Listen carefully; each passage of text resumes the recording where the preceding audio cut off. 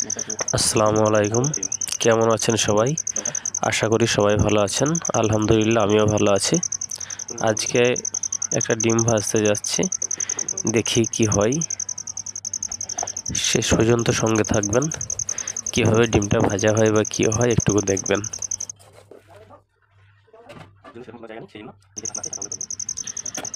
ডিম ভাজার কড়াই ছিল না, সেই জন্য ওই ঢাকনাতেই ডিম ভেজে দিলাম।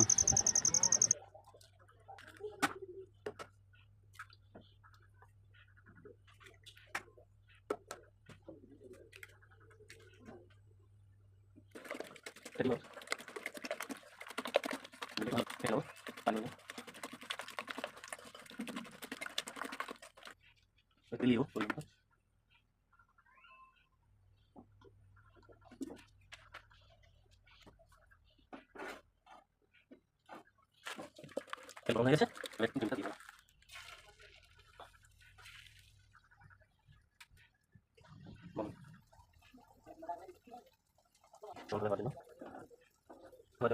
দিচ্ছি।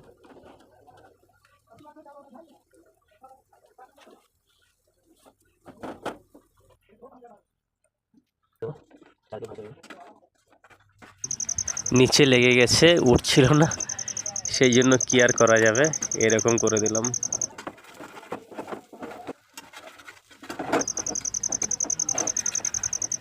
এই উল্টাতে গিয়ে ছিঁড়ে গেল।